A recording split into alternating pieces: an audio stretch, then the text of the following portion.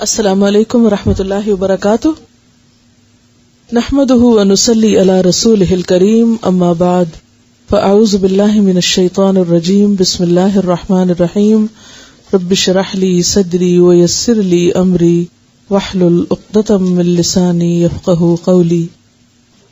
آپ سے میں نے عرض کیا تھا کہ لیل و نہار اپنے ساتھ لایا کریں تاکہ ایک ایک سنت ہم شروع کریں۔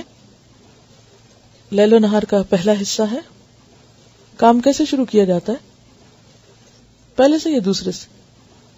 تو جو لوگ حصہ وان نہیں لائے وہ لے آئیں، جو چیز نہ ہو اس کا کیا علاج ہوتا ہے، حاصل کر لیں۔ چلیے اس کا مقدمہ سے ہم شروع کرتے ہیں۔ الحمدللہ والصلاۃ والسلام علی نبیہ محمد صلی اللہ علیہ وسلم وعلی اتباعہ واہل بیتہ وعترتہ اجمعین، اما بعد فاعوذ باللہ من الشیطان الرجیم، بسم اللہ الرحمن الرحیم۔ لقد کان لکم فی رسول اللہ اسوۃ حسنہ، یقیناً تمہارے لیے رسول اکرم صلی اللہ علیہ وسلم کی زندگی میں عمدہ نمونہ موجود ہے، یعنی آپ کی زندگی ایک خوبصورت زندگی ہے، اللہ تعالیٰ کی پسندیدہ زندگی ہے۔ اور زندگی کیا ہوتی ہے؟ آپ کا چلنا پھرنا اٹھنا بیٹھنا، سارے طور طریقے اللہ تعالیٰ کو بے حد محبوب تھے۔ تو جو شخص یہ چاہتا ہو کہ وہ بھی اللہ کا محبوب بن جائے، اللہ تعالیٰ اس سے محبت کرے، تو اسے چاہیے کہ پھر وہ اللہ کے محبوب جیسا بننے کی کوشش کرے، آپ کی سنتوں کی پیروی کرے۔ اور سنتوں کی پیروی کرنا دراصل زندگی میں عملی تبدیلی لانا ہے، یعنی ویسے زبانی یا نظریاتی طور پر تو ہم دعویٰ کرتے رہتے ہیں کہ ہم اللہ سے اور اللہ کے رسول صلی اللہ علیہ وسلم سے محبت کرتے ہیں، لیکن اس کا ثبوت بھی چاہیے۔ ہر محبت ثبوت چاہتی ہے نا، پروف چاہتی ہے۔ تو وہ پروف کیا ہے؟ آپ صلی اللہ علیہ وسلم کے طریقے کو اختیار کرنا، کیونکہ قرآن پاک میں اللہ تعالیٰ فرماتے ہیں قُلْ إِن كُنتُمْ تُحِبُّونَ اللَّهَ فَاتَّبِعُونِي يُحْبِبْكُمُ اللَّهُ، کہہ دیجئے اگر تم اللہ سے محبت رکھتے ہو تو میرا اتباع کرو۔ یعنی ہر وہ شخص جو یہ دعویٰ کرتا ہے کہ وہ اللہ سے بہت محبت کرتا ہے تو اس کے لیے لازم ہے کہ وہ کیا کرے؟ رسول اللہ صلی اللہ علیہ وسلم کے نقش قدم کی پیروی کرے۔ یحببکم اللہ، تو اس کا صلہ یا فائدہ تمہیں کیا ہوگا؟ اللہ تم سے محبت کرے گا۔ دیکھیے، آپ کسی انسان سے محبت کرتے ہیں کب؟ کسی انسان سے کب محبت ہوتی ہے؟ جب اس کی کوئی بات اچھی لگتی ہے، اس کی کوئی عادت اچھی لگتی ہے، اس کی کوئی ادا اچھی لگتی ہے، اس کا کوئی رویہ یا سلوک یا طریقہ اچھا لگتا ہے یا نہیں؟ اگر کسی کے طریقے اور کسی کی ادائیں آپ کو سخت بری لگیں تو آپ اس سے محبت کر سکتے ہیں؟ نہیں۔ تو اللہ کا محبوب بننے کے لیے بھی ضروری ہے کہ ان اداؤں کو اختیار کیا جائے۔ یعنی میں لفظ سنت نہیں استعمال کر رہی یہاں کیونکہ وہ بھاری ہو جاتا ہے ہم پر۔ ادا کیا ہوتی ہے؟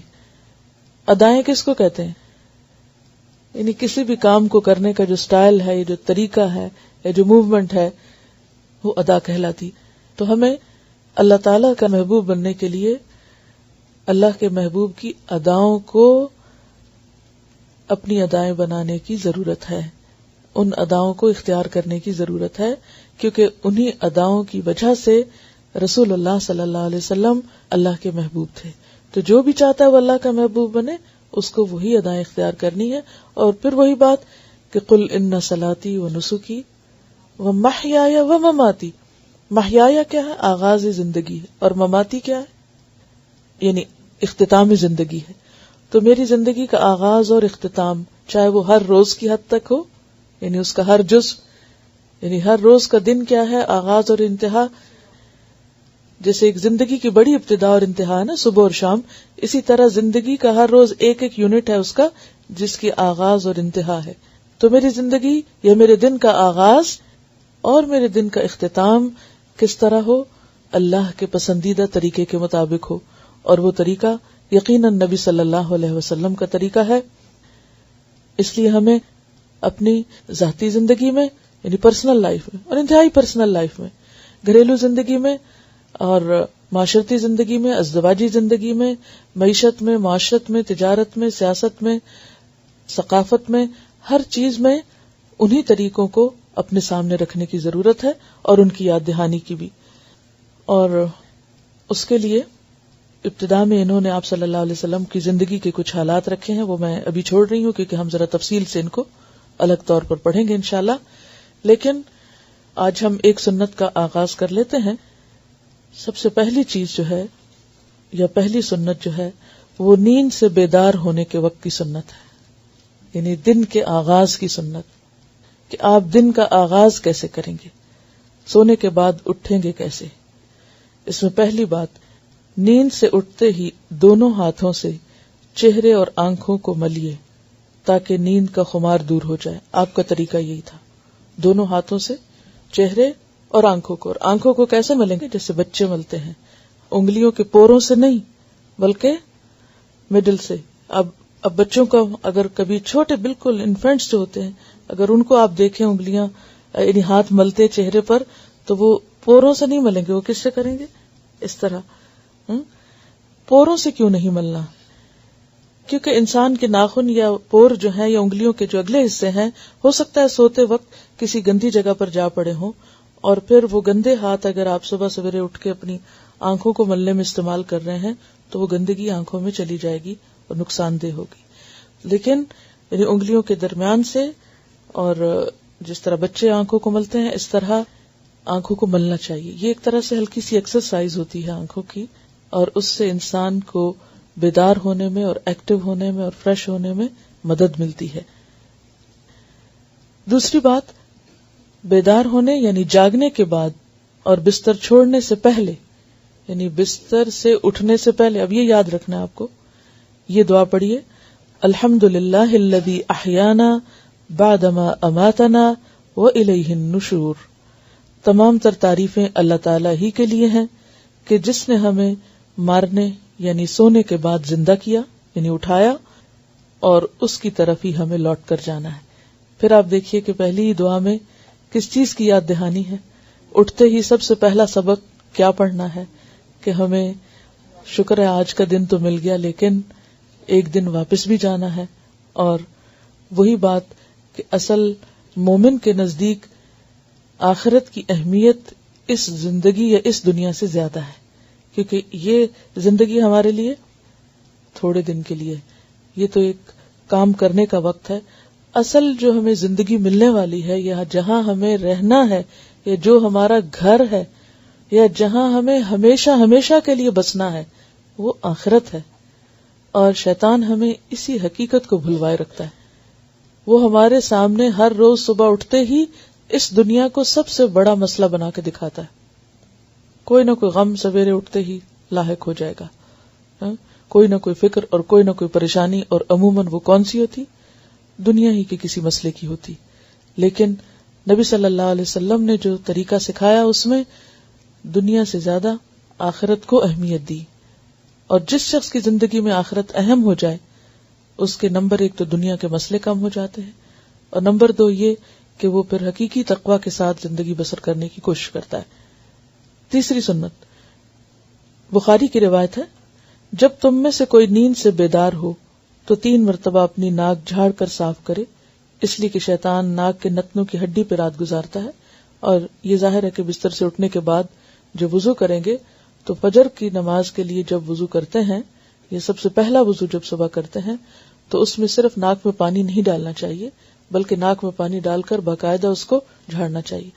اور اس میں بھی آپ دیکھیے کہ جب انسان ساری رات سوتا ہے اور سانس لیتا رہتا ہے تو طرح طرح کے سانس کے ذریعے جراثیم یا ڈسٹ یا کچھ بھی انسان کے ناک میں جا کے اٹک جاتا ہے، اور ایک لمبا وقفہ گزرتا ہے ناک کو صاف کیے بغیر. لہذا صبح سویرے اٹھ کر زیادہ اچھی طرح، اور 3 دفعہ کا ذکر ہے یہاں، ناک صاف کرنا چاہیے. اور یہ جو بات لکھی ہے کہ شیطان ناک کے نتنوں کی ہڈی پہ رات گزارتا ہے، اس کی اصل حقیقت تو اللہ ہی کو معلوم ہے.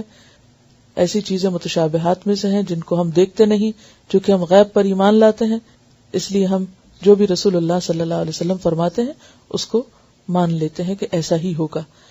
اور یہاں آپ دیکھیے کہ اگر دیکھا جائے تو یہ کتنی بہترین سنت ہے کہ صبح سویرے انسان اٹھ کر اپنی نجاستوں کو صاف کرے. اور اس میں بھی آپ دیکھیں گے کہ اس کا بھی باقاعدہ طریقہ آپ نے سکھایا ہے کہ ناک کو جھاڑا کیسے جائے گا. یعنی اکٹھے ایک ہی دفعہ میں آپ نہیں جھاڑیں گے، بلکہ وضاحت میں لکھا ہوا ہے کہ ایک نتنے کو ایک انگلی سے بند کریں اور پھر دوسرے نتنے سے ہوا زور سے باہر نکالیے. اسی طرح دوسرے نتنے سے بھی باہر ہوا نکالیے. 3 دفعہ ایسا کیجیے. یعنی آپ انگوٹھے سے مثلاً یہ کام لے سکتے ہیں, بائیں ہاتھ کا مثلاً, کیونکہ ناک جو ہے جھاڑتے وقت یا صاف کرتے وقت یا پانی ڈالتے وقت بایاں ہاتھ آپ کو استعمال کرنا ہے. تو آپ پہلے کیا کریں گے, یہاں ایک طرف اپنی ناک کو بند کر لیں گے جس سے اس طرف سے ہوا نہیں نکل سکے گی, صرف ایک طرف سے ہوگی. اور اس میں جب آپ دیکھیں گے کہ جب صرف ایک طرف سے نکلتی ہے تو اس میں بہت پریشر کے ساتھ حتیٰ کہ پورا پیسج کھل جاتا ہے, کانوں تک کا اور اوپر تک, سائنسز وغیرہ ہر چیز کو یہ ہیلپ کرتا ہے. اور اسی طرح جب آپ دوسری طرف کے نتنے کو صاف کریں گے تو آپ اپنی شہادت کی انگلی سے دوسرے حصے کو پریس کر سکتے ہیں. آپ صلی اللہ علیہ وسلم جب نیند سے بیدار ہوتے تو اپنا منہ یعنی دانت مسواک سے خوب صاف کرتے تھے, کیونکہ ساری رات بیکٹیریاز کو خوب کام کرنے کا موقع ملتا ہے منہ کے اندر, اور اگر انسان پوری طرح صفائی نہیں کرتا دانتوں کی یا جرمز کل نہیں ہوتے تو وہ پھر کسی بھی خوراک کے ساتھ, حتیٰ کہ پانی بھی آپ پیتے ہیں تو اس کے ساتھ آپ کے جسم کے اندر دوبارہ واپس لوٹ جائیں گے, جو کئی طرح کی بیماریوں کا سبب بن سکتے ہیں. تو اس میں اب آپ دیکھیے کہ 4 چیزیں جو ہیں نیند سے اٹھنے کے بعد آپ کو لازمن کرنی. اب اس میں آپ دیکھیے کہ وہ وضو کرنا اور باقی چیزیں بھی آگے تفصیل سے آئیں گی, لیکن یہ 4 کام ضروری ہیں. نمبر 1 آنکھوں کی ایکسرسائز یعنی آنکھیں مل کے اٹھنا. نمبر 2 دعا پڑھ کے اٹھنا. نمبر 3 خاص طور پر ناک کی صفائی اور منہ کی صفائی. ناک کی اور منہ کی صفائی صبح سویرے. آپ کو یاد ہوگا کہ جب آپ کا کورس شروع ہوا تھا تو آپ سے ایک بات کہی گئی تھی, کیا ہو سکتا ہے اس روز آپ کو سمجھ میں نہ آ رہا ہو کہ آپ تو ایک دینی کورس کرنے آئے ہیں اور اسلامی کورس کرنے آئے ہیں, اور آپ کو بتایا جا رہا ہے کہ یہ آپ کی ویل بینگ کا کورس ہے جس میں فزیکل ویل بینگ بھی ہے اور اسپرچول بھی ہے اور مینٹل بھی ہے اور باقی بھی. تو عموماً انسان کو سمجھ نہیں آتا کہ دین پڑھ کر فزیکل ویل بینگ کا کیا کانسیپٹ ہے. تو اس میں آپ نے ایک تو قرآن پاک میں بھی دیکھ لیا کہ حلالن طیبن کی بات ہے, سنت میں بھی آپ دیکھ لیجئے کہ سب سے پہلی چیز جس سے آپ کو آغاز کرایا جا رہا ہے وہ کیا ہے, پرسنل ہائیجین. پرسنل ہائیجین اور ان سب چیزوں کو کرنا باعث ثواب بتایا گیا ہے.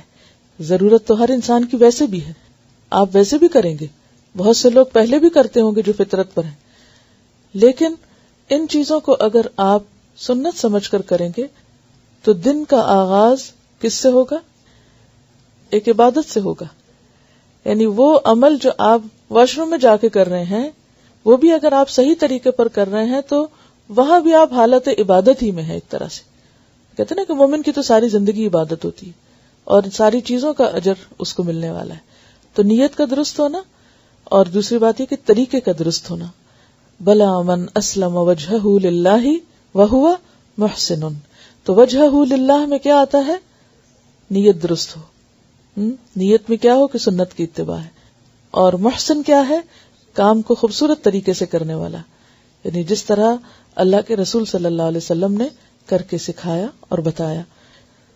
یعنی کس طرح آپ صلی اللہ علیہ وسلم حریص تھے سب کی تربیت کے اور چھوٹے چھوٹے زندگی کے عام معاملات میں بھی تعلیم دینے کی.